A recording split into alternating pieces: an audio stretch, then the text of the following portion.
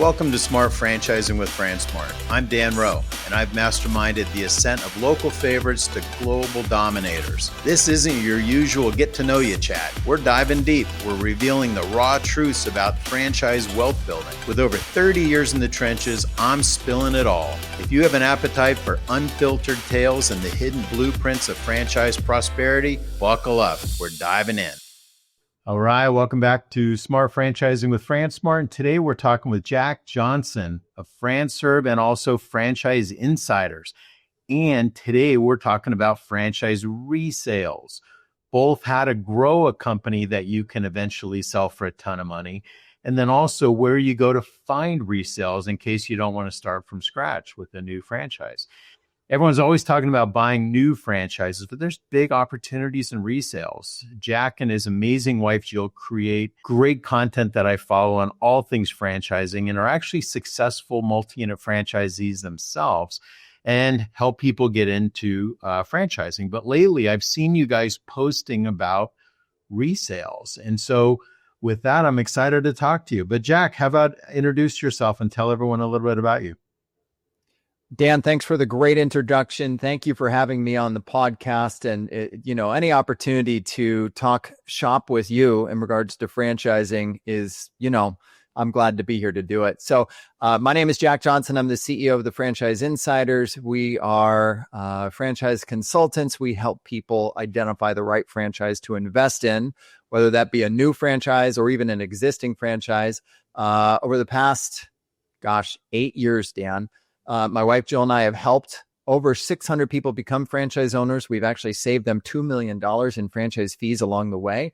And we love it. We love helping people do this. And just to kind of dovetail into this whole conversation, just before I got on this podcast with you, I was speaking with a client about determining their unit package in Salt Lake City. And they are looking at right now doing 6 units. And we talked about the benefits of 6 versus 4, not just for today, but exactly what you said before, for building a business they can scale and sell one day. So happy to be on here and talk about all of this with you today. Good. And you brought us franchises. So we use you. I think I met you originally with Rise. You brought us who turned out to be our most successful Rise franchisee, Rise Biscuits Donuts franchisee. He's a good dude, but no, it's been a wonderful relationship. But that was a brand new franchise. So I wanted to get your thoughts. Like, why have you guys been posting lately about resales? Why is this important to you? Yeah. And just before we go on to that, Dan, I'm actually in Chicago showing a client right now, Swing Bays and Pay More. So just 2 of your brands right before we got on, I was putting in their deck. Okay. On to resales. So more than ever, this is being talked about by people. And I think some of it has been spurred by Cody Sanchez, who any of you out there who follow me on LinkedIn, I'm an owner of a Pink's Windows franchise. We have all of Palm Beach County. We are scaling this business like crazy. But Cody Sanchez is one of the co-owners of Resale Brands.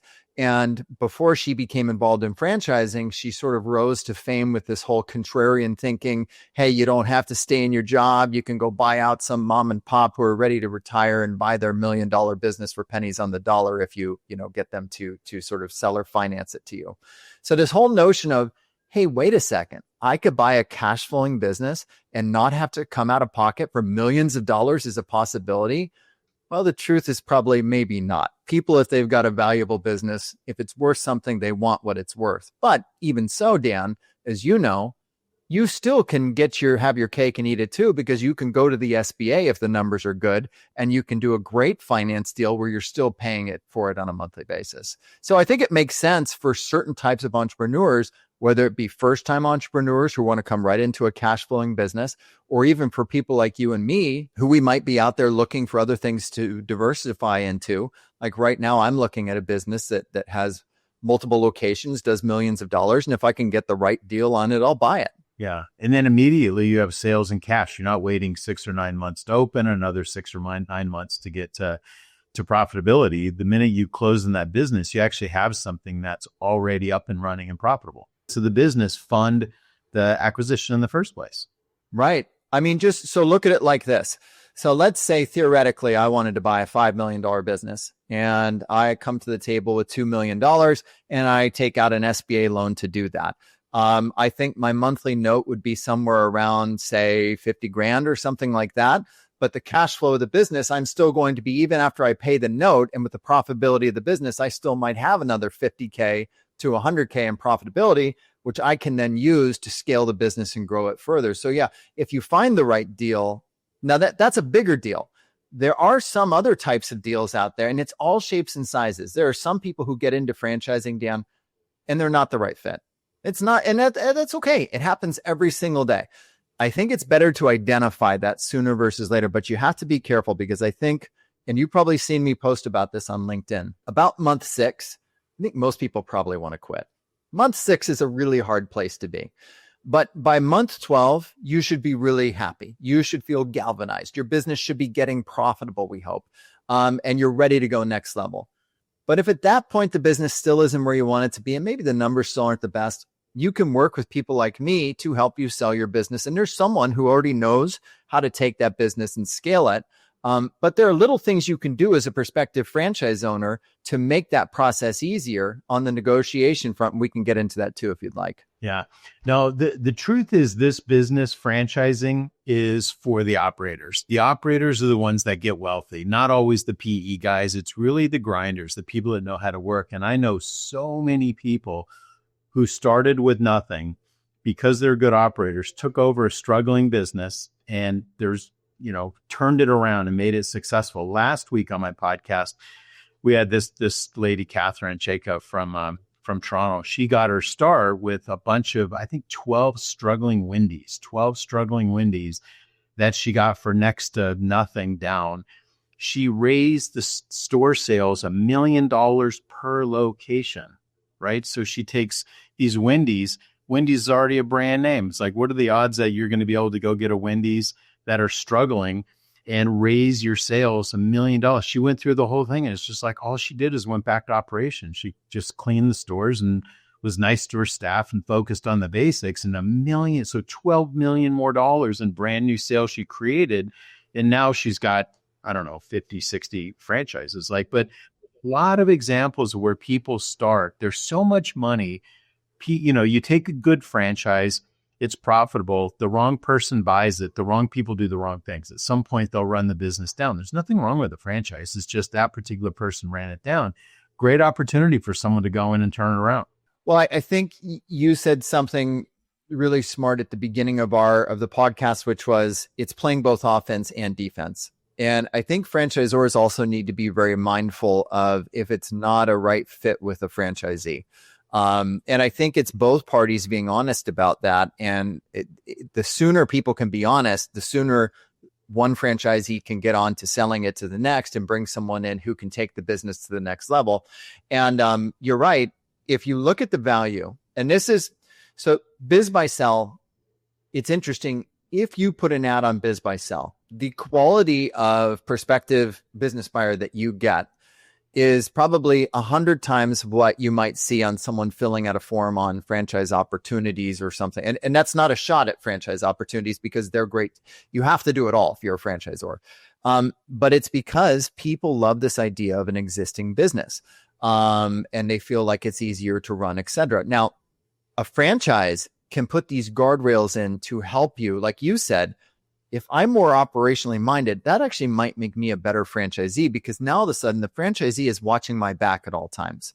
Like last week, we got a call from our franchisor and they said, look, a certain number of your leads haven't been followed up on.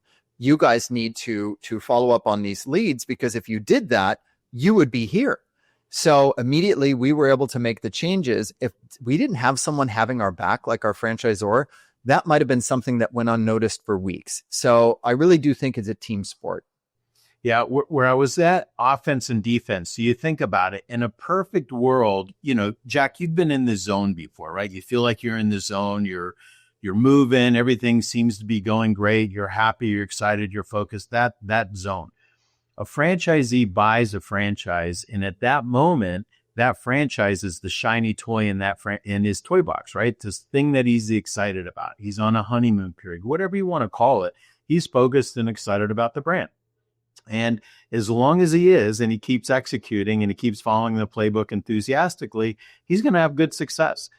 Life happens, divorce, partnership problems, worse problems. Like there's other issues that drive people not to be the same. And so for some reason, that shiny toy is not the shiny toy in your toy box anymore. Now you're on to something else. Maybe you're thinking about something else.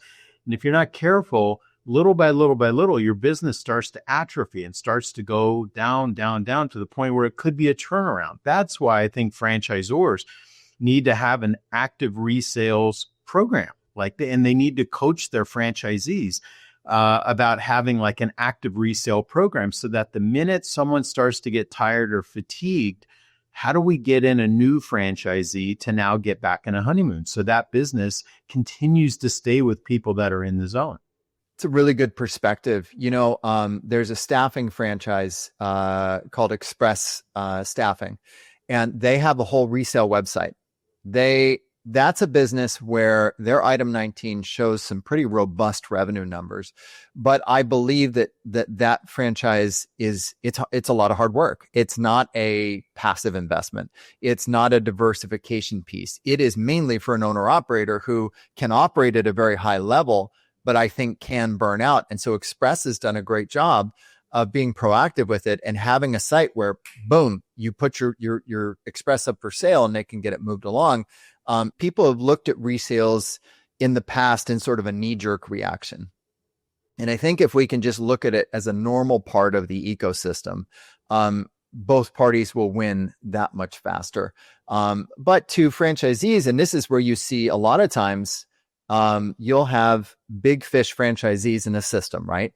That will have multiple locations. Like I have a client that owns, like 30 exponential fitness franchises. And they're good at going around and buying out single unit operators because they've got a team and they've got a system in place. Yeah, it's not a negative thing. So like you said, Greg Flynn was on our podcast, biggest franchisee in the world. He hasn't built, he has thousands of stores. He hasn't built everyone from scratch. He goes and buys them. So it's good for him to buy. It's also good for sellers to sell, right? So one of the things that we do with all of our franchisees, we start with the end in mind. So anytime anyone buys a franchise, you're allowed to talk about whatever you can talk about until they sign up. We don't want to go afoul of the rules. As soon as they're in the franchise system, we actually help them come up with business plans and financial strategies about selling their business, right? So it's sort of counterintuitive. Most of the times you think about sell someone the franchise and teach them how to run the franchise. We don't. We actually start with the end in mind. We talk about the business that they want to sell.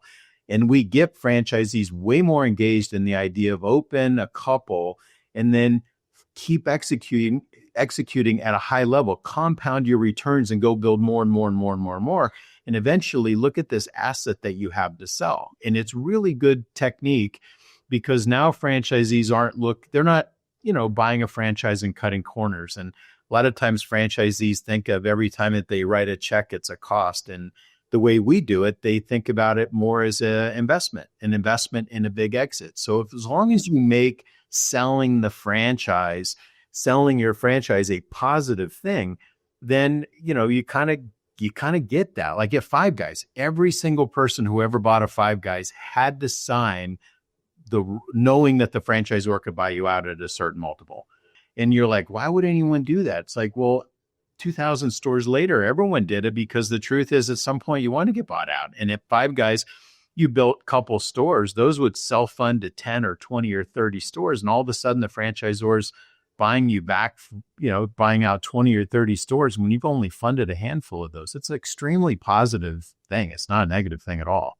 At the risk of upsetting franchisors, one of the things that Jill and I advise our clients on when they're negotiating most things in a franchise agreement, you're not getting those changes, right? They are what they are.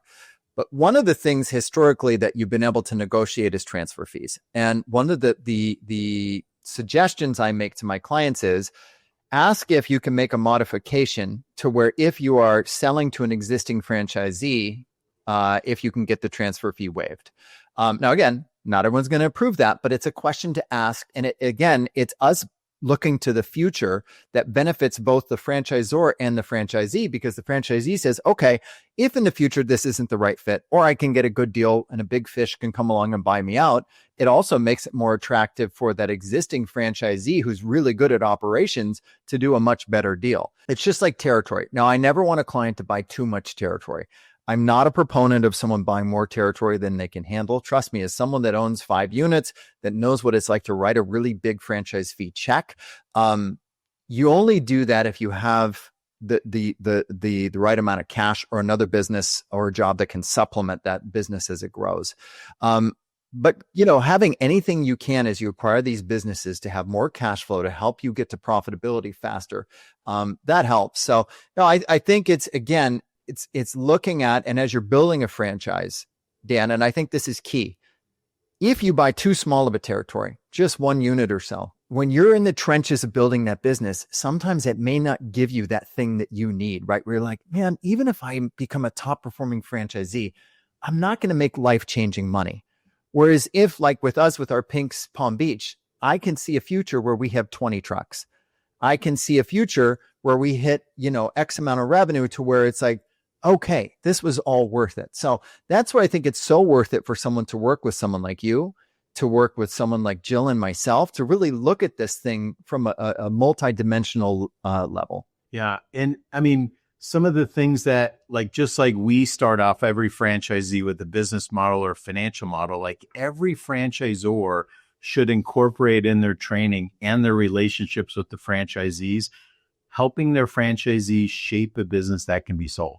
Right. So whether it's a checklist of what the franchisor is going to want to see for an easy transfer, right? You want to sell your business. How do you make sure the franchisor doesn't just, I actually have a brand right now where franchisees that want to get out, their deals are dying because the franchisor is not responsive enough. And it's just crazy. It's crazy. So what's the list of things that a franchisor needs to see so that that's an easy transfer? Here's another thing. Jack, what if someone comes and knocks at your door and says, I want to buy your Pinks?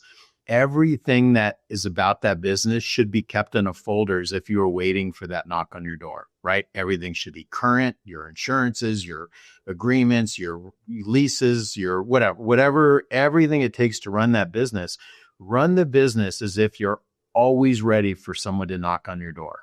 I think that is such great advice. I had there was a moment in my life where, and this is sort of related, sort of not, but it changed my thinking on how I would handle everything in my life. I went about a year without weighing myself on the scale.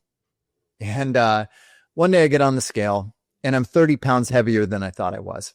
And I'm like, oh my God, how did that happen?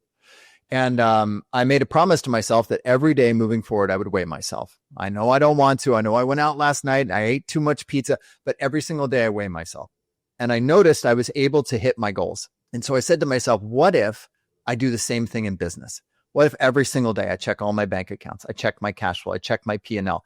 That may sound like a lot, but once you get in the routine, and I was just having this conversation with my GM for Pinks this morning, block off time.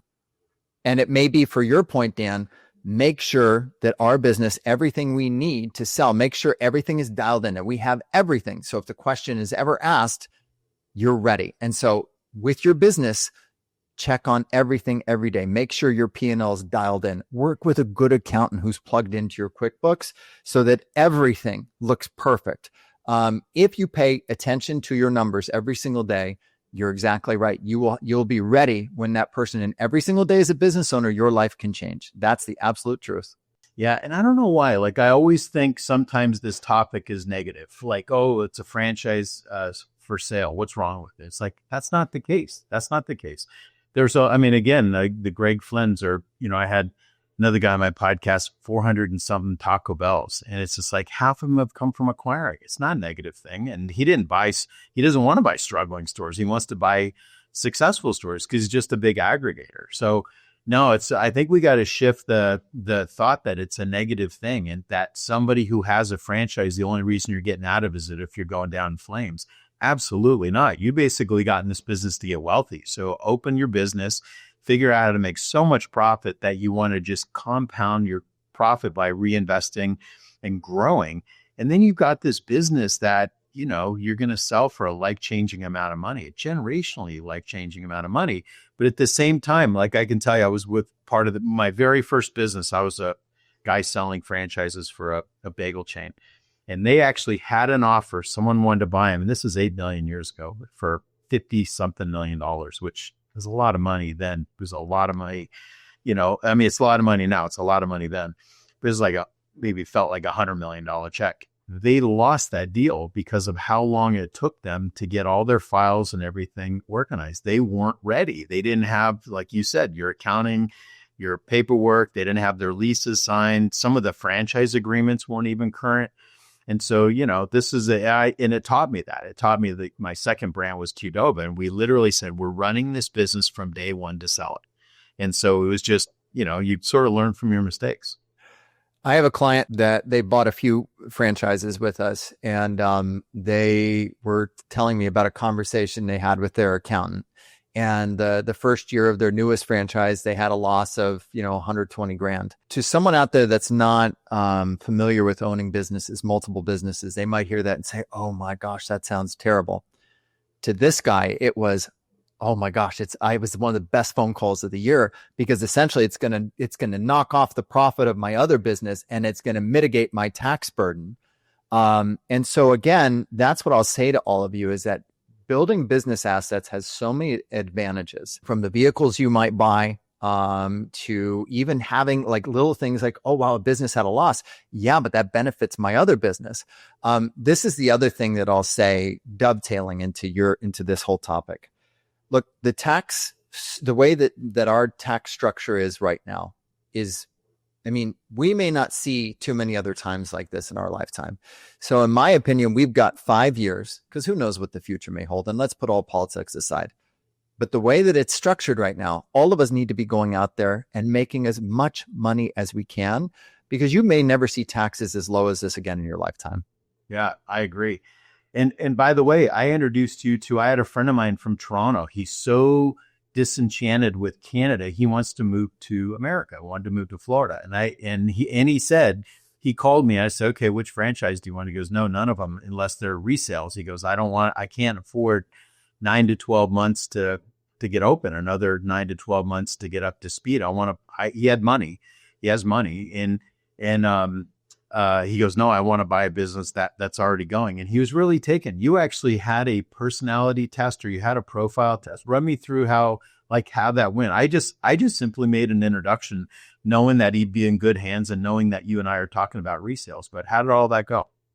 It went really good, and actually the way the conversation went, because he's a former franchisor, I had another thought on it, which was, down here in the United States, home services, like the franchise I own, Pink's Windows, home services are booming.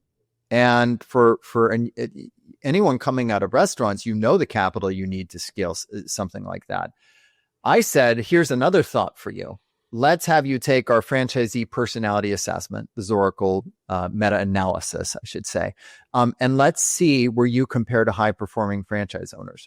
And my thought is to show you some franchises that fit the bill. And the thought then is to have you own one of these franchises to see how they do this, what it's like to run a home services franchise, with the thought that you then come down here to Florida, and then you could identify. And by the way, Dan, all you have to do is hang out in your neighborhood. There is a mom and pop right now in everybody's neighborhood delivering, whether it's new turf or insulation or windows or paint. Somebody out there has a brand that's franchisable and can be done for very little money, unlike a brick and mortar. And that's not to say brick and mortar is bad. Brick and mortar is great. Owning real estate is an amazing thing. But anyways, Dan, that's where we are with him. As I said, in addition to looking at resales, like you suggested, let's have you work with one of these really successful home service franchisors and get a sense of what they're doing and give you a flavor of how to be successful in it. And that way you can make that be your next franchise. Yeah. And what was that personality profile, or the personality test? It's called Zoracle. So what is it? What does it measure?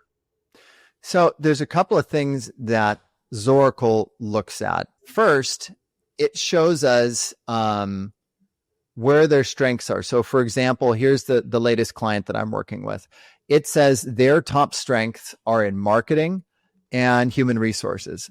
It says sales is where they are least effective. So it tells us that if they are to become a franchise owner, that it shows us where they need to hire. So, dude, you're not going to be the salesman. You need to hire a strong salesperson. It also helps the franchisor to understand their pace. So, for example, again, this is not your client. This is a different one I'm looking at. This particular client has a pace that is what they call slower, relaxed, meaning this person doesn't want to move super fast on their franchise search. They want to take their time. If you had me take it, you'd see that I'm a fast spontaneous, meaning that I move very fast. It doesn't bother me. I like to move at a faster pace. And so it shows us where people's skills apply in a franchise, but then also down on the back end, it shows me where they compare to top performing franchise owners who have also taken this assessment. So franchisors use the Zoracle assessment and they have their top performing franchisees take it. And that way you can see, oh, look, I have similar traits to a top performing franchisee at this system. Now, generally speaking, what I do is I show them then out of that, the category, right? I don't necessarily have them focus on a brand. I say, here's the categories where you compared to high performers. And that's just another sort of piece we have in the roadmap. But Dan, with AI now, I can take all of this data, I can feed it into AI, and I can come up with more things to help franchise owners these days faster than I ever could before. This is an amazing time to be a business owner. Nice. What AI tools do you like? I like all of them for different purposes. So I like Claude, I like Perplexity, and of course I like ChatGPT. I think if you're doing creative writing, Claude is great. I think if you want more fact-based data, then Perplexity. And if you've got to just use one, then ChatGPT is probably the one to sort of use for all of it. Yeah, I'm just learning all those. So why else do you like resale? So like what's another argument for somebody buying? Let's talk about the people getting into franchising. Mm-hmm. Why would they do it with a resale versus something that's brand new? Well, I think if it's franchise specific, a lot of the work is done. Like we're right now helping a client in Nashville who he bought a franchise. It wasn't for him. He did it for a year. It's not for him. It's not what he wants to do. He has a couple of trucks. He's got a nice little base of clients. It's an underperforming franchise. It's a great territory. It's an opportunity for someone to come into a business that already has those clients in place. It's a fair asking price. Actually, the asking price is similar to what they would have paid in franchise fees. So sometimes it can be a shortcut to dialing right into a business that already has pieces in place. Where do you find resales? So like I mean, obviously they can go to you and you'll help them, but what tools are out there for the average person to go sift through? You know, I'm in Cincinnati. What are some resale possibilities near me? Like where would you go start looking for that? And then how do you whittle that down? Right. Of course, thefranchiseinsiders.com is the first place you should go. Okay. I think the gold standard is biz by sell. But I would never search biz by sell, just me. I would get my franchise consultant. I think you had another franchise consultant on a few weeks ago too. So it doesn't just have to be me and Jill. Find yourself a good franchise consultant. Interview like 3-4 of us, right? Take your time. Find someone you really want to work with. And then have them help you navigate this. Have them bring you, because look, I have things that don't make it to biz by sell. Or I get them and I'm the one that places the ad on biz by sell. So truth be told, at any given day, I probably have at least 5 of these things before it goes public. So it is in your best interest to contact a franchise broker. But if you just want to get a sense of it, Dan, I think biz by sell is a good place to start. There you can find all kinds of businesses for sale. But again, I will caution you, 90% of those resales are junk. And that's again, where you need a professional to help you understand what you're looking at. Yeah, not only junk. I mean, it's just overwhelming. Like if you go into biz by sell, there's so many. You could just, your eyes will cross looking at all the different opportunities. So, so how would you help somebody narrow down their focus aside from that test? I mean, you just simply, you're a successful franchisee, so you're already different than 95% of the brokers that I know, and so. But how would you be able to take someone and help them really synthesize down what makes sense for them? Yeah, I mean, I think we have to be very mindful of capital. Building a business is not cheap. Whether you're buying a resale or you're buying a new franchise, whatever the number is, if it's me personally, let's say a franchise says I can do this for 200K. I know I probably better have 250. Now, of course, we all have clients. I've got a client, Hector, who owns a Senior Helpers. He, in his third year, did 3 million gross. Whereas if you compare that to Senior Helpers locations open 60, and I'm going to make sure we're FTC compliant here, Dan. In Senior Helpers FDD, they show locations open 60 months or more. The average is 1.4 million. So that means Hector's results were unusual, but they do happen, right? But I would always tell our clients, look at the FDD, look at all of those, different sectors of an item 19, and always be conservative in your planning. Talk to franchisees, get a real sense of what it costs. But that's the number one thing. I hate to make it about money, but Dan, it's so much about money.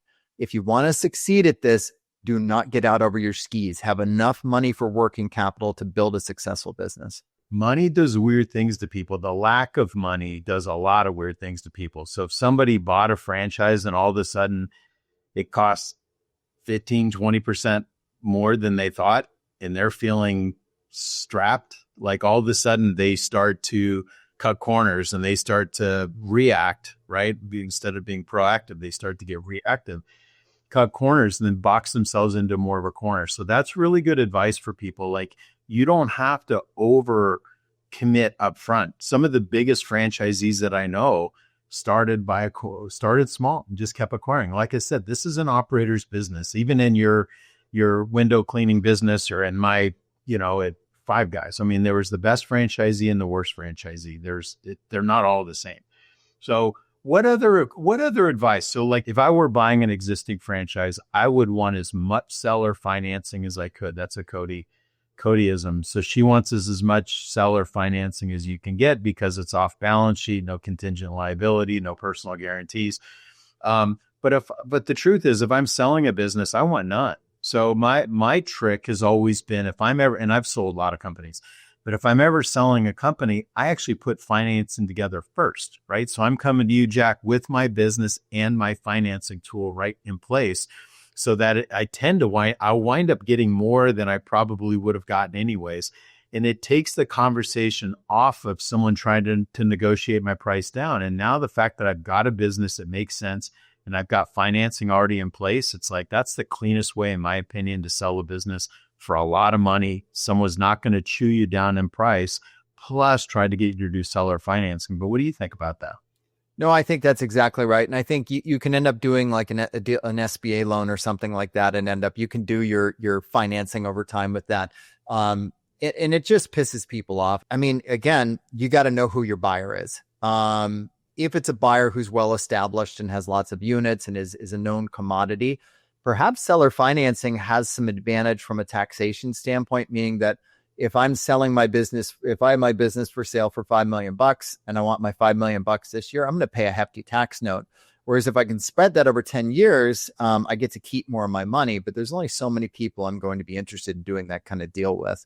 But I think, again, Dan, it's like when we speak to new candidates who are looking for either new franchises or existing franchises, I pretty much mandate that they have a financing conversation with one of our financing partners to get a sense of what's possible, because there are certain things they may never have known that they could do. And it also gives me that the financing partner does not give me the confidential details, but they will give me sort of a 30,000 foot overview of what this candidate is capable of doing.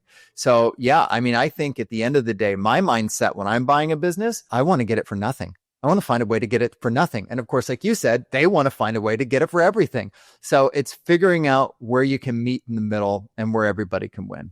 Well, the prearranged access to financing works for buyers and sellers. So you get yourself pre-approved, find yourself a lender who likes lending, get yourself really, really scrubbed. And I don't mean just that pre-approval email that everyone sends you within 15 minutes of talking to them, but actually going through your taxes and filling out some forms and, doing the whole thing so that you're authentically pre-approved for a certain amount of money. Now, all of a sudden, you're armed with that. Somebody like you or even if I'm selling a business, is like, I'm going to take that person very, very seriously because they come either with money or with access to money, not just I've been pre-approved to BS. Well, and there again is where you want to have a good finance partner. You want to have a good CPA who can advise you, because look, there's different seasons. Like there's different seasons of life. There's different seasons of business ownership. There are years where you can be very profitable and it's advantageous to you. And there are years where not being as profitable is advantageous to you. But you have to look at this, with an end game, and you want to make sure, like you say, like someone could really try to make themselves not look profitable, but that's going to hurt you in the long run if you're going to go try and, do a big deal like that. So you need someone, I think, from a financial standpoint that understands what your long-term goals are, so that, like you say, when you go to do a good deal, you're going to look good to the bank. You're going to look good to the seller. So you kind of have to, I always look at it like, when you see the puppy with the big paws, you're like, oh, that's going to be a big dog. In many ways, as you start to build your business portfolio, you need to build it for the business you want to be versus the business you are today. Yeah. And you said something. I was about to say something. I was about to say the same thing. People run their companies day to day not to pay taxes, right? Like we have an airplane. We travel like crazy. We run everything in the world through the business not to pay taxes. But that works against you when you go sell the company, because all of a sudden it's like, Dan, you're not that profitable. And it's like, well, how do you explain that? So that's why you need a really good accountant. So you're keeping almost two sets of books, Right. Well, and it's being strategic, right? Because and again, it's like there's two sides of it, where you have a year where you really make a ton of money and you have to pay a lot in taxes. And yeah, that's hard, but that's your year to go do a lot of stuff. Okay. Hey, look at how much money I made this year. This is my year to go buy another business. This is my year to go buy another house or whatever it is. Be strategic. And then, okay, now we've got this new business in place. Now we know for the next few years, we're going to stay with our current assets and we're going to build this thing up and then we're going to do it again. And so again, I think as long as you can understand that all of this is fluid, right? It's all, it's a long game.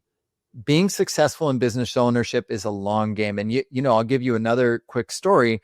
My first venture into franchising was with a home healthcare concept. And Christmas Eve, 2007, the owners of the company were worried about making payroll, right, for that week. 2015, they sell the company for $135 million. I think to all of you out there who are listening to this, and this is the reason I bring this up, it's topical. Some of you may be saying, okay, great, now I can sell my business. Sometimes just understand that it can all change a lot faster than you think, and you find out a lot more about yourself in those hard times and how you react. I keep Captain Kirk up here for a reason. And, people make fun of me. My wife calls me a geek, but Captain Kirk was at his best when it was hard, right? You got to figure things out. You're under duress. And I think all of us need to just remember that as business owners, our life can change a lot faster than we think, but we've got to keep our head in the game. We've got to stay cool. We've got to know that this is our shot to build something very, very, very valuable. Yeah. And never underestimate the role luck plays in all of our success, right? So like when interest rates went down like crazy in COVID, multiples went sky high because people were getting cheap access to capital. But so interest rates, the political climate, even comps, right? So like, well, what's a business worth? A business, first thing people do is say, well, what are the multiples? So all of a sudden, someone in the category has a high multiple, that rising tide lifts all boats. So it's all the more reason to be ready to sell your business at any moment. So when it strikes that you don't lose a deal like this bagel chain. I mean, they wasted 6 or 8 months trying, and this owner followed it down. They said, hey, we're going to now come in at 45, 40, 35. And finally they got to the point where they're like, you guys are a bag of nails. And they just left, and they wound up selling the business for a small percentage of what they originally were slated for because they weren't ready. So I learned a lot from that. It was a good thing. I learned that lesson. But yeah, you got to be ready at a moment's notice. Someone wants to buy your business, be ready to sell. Well, and the other thing, Dan, is this, and it's so interesting. I made a comment on LinkedIn 2 days ago because there's a lot of people in franchising right now that want to talk about how hard it is and how you better be prepared for how hard it is and how much it sucks and this and that. And I said, you know what? Stop scaring people. because in all honesty, sometimes we need a little bit of naivete. It's easy for some of the government and things like that to say, people are out there trying to sell things. The truth of the matter is this, is that you have to be a little bit crazy to become an entrepreneur. But at the end of it, when you can make it through the hard stuff, you can do so many more things than you ever could working for someone else. And truly, the ability to make, like you said, life-changing wealth really only happens in business ownership. But here's the other thing I would say in terms of resales. And again, another bad word in franchising right now is absentee. Truth be told, you want to get maximum valuation for your franchise, it better run without you. You better have a great team. It's such a better story, Dan, for me to be able to say, I can go to Maui for a week and my team can run the business versus, oh no, I could never leave. I got to man the phones. No one's going to buy that. That's a shit show. What they want to hear is, yeah, Jack's off in Maui and he's here and his company's run. My companies can run without me. So build your team so that when you're sitting at the table trying to get maximum value, don't make it sound like you've got one guy that does 10 different things. I have this person doing this. I have this person doing that. I have that person doing this. We have infrastructure. We've built this the right way. And when you buy this business, it's going to keep running. So when they come to kick the tires on your business and they meet your people, they see this as something that will easily transfer. It's not just a one-man show. That's good advice. For both franchisors and franchisees, like the minute I work with a franchisor, we're already talking about the company they're going to sell. Every time we sell a franchise, we talk about the company that they're going to sell. So not only organizing and the profit and the compounding, but you hit the nail on the head.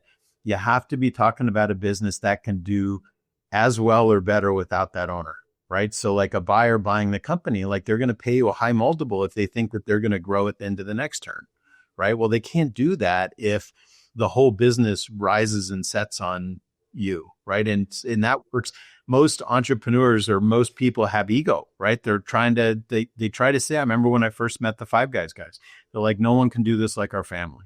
Like no one can do this like our family. I'm like, no one can make a hamburger or fries. Like, but that's kind of what they thought in a way. And then fortunately for them, that proved not to be the case because there's 2,000 of those now. But yeah, I mean, you got to build the company to the point where the owner's not necessary. It's the biggest mistake I made with Franchise Insiders is that it's too much me and Jill.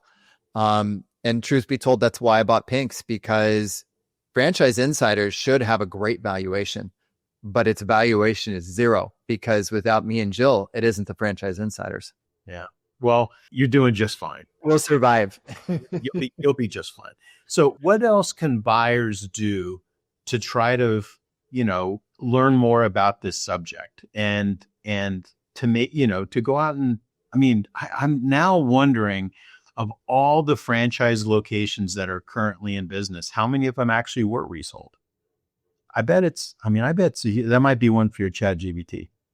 Yeah. And be careful with ChatGPT, by the way, because it like, you have to ask it, like it'll give you an answer and you'll be like, ChatGPT, where did you get that data? And it will say, oops, I don't know where I got that. Let me, so be careful if you're looking for item 19s or things like that on ChatGPT. You still need, I think, Dan, all this comes back to working with a professional. That's why, with a company like yours, with FranSmart, with consultants at FranServe or my company, the Franchise Insiders, work with a professional. It's like buying a house, work with a realtor. When you get on the airplane, that pilot up front has literally thousands of hours. You want to work with a professional. I know we all want to do this ourselves. I get that. But, the beauty of working with someone like you or working with someone like me is that we know who the real ones are. We know where the support is because something might look good on paper. And I know we had this conversation. It's a funny story.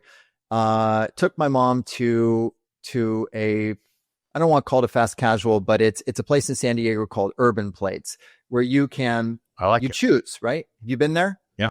Choose your protein, choose your veggies. She freaked out. She's like, I don't know what to do. I want someone to tell me what I should have. And so her generation wants everything prepackaged.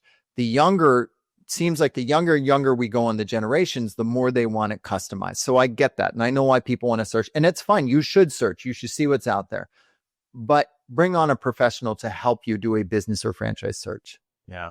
No, I agree. But this is good stuff, man. I appreciate it. And I want to talk to you more about this subject. We ought to check in more and more on this because, if I have my way, more franchisors are going to be focused on resales as a positive thing, not a negative thing. And more franchisees, I can even think of our franchisees. Like one of the things we do, if we sell, like we sold 5 guys in DC, we had 6 or 8 franchisees. At some point, the best one buys out the worst one. It's like, that's a good thing, right? It makes the better, gets rid of the weaker ones. It makes the better ones bigger and better. We make more money. So it's not a negative thing. And I think that was sort of an eye opener for me is that this is a positive thing that we need to be more proactive about. So I appreciate you coming on and riffing with me on this. Well, and the other thing is, Dan, I'll just leave it with this, is that I think where you are from a mental state is really important as a business owner. You need to get good sleep at night. And so I think if you're in a place where you're feeling like it's a challenge and you're worried, talk to your franchisor, put your business up for sale. Likely the advice they'll give you is just like when you go to sell your house, better fix all the things that are wrong with that house. Better make sure it's show ready if you want to get maximum price. And so what will happen is that you'll actually turn your business in, probably have it running the best it's ever run. And so by the time you get an offer on the table, you're in the best of all positions because you might just say, you know what? Nah, I want to keep it. It's a great business. And now all of a sudden your asking price just went higher. Yeah. And all the money that I have, if I think about it, all the money I have or I've accumulated have actually come from a sale, getting bought out of a brand or selling a company or something like that. The years where I make more money, I just spend more, right? I got weird habits. So, but good stuff, man. This is awesome. Where can people learn more about you? Well, the best place to go is to thefranchiseinsiders.com, but even better, go to our podcast. It's called We Bought a Franchise, where my wife, Jill, and we share on a weekly basis conversations with top performing franchise owners. But we also share our everyday adventures as franchise owners, the good, the bad, and the ugly. You'll get it all on the We Bought a Franchise podcast. Awesome. And audience, you know the drill. If you like this episode, like it, share it, and we will see you soon. Thanks again, Jack. Thanks, Dan. Hey, thanks for tuning in to Smart Franchising with FranSmart. I'm your host, Dan Rowe. If you enjoyed today's episode, this podcast is only going to get better. Please like, comment, and subscribe to hear more from the most successful franchisors and franchisees, and we'll see you next time.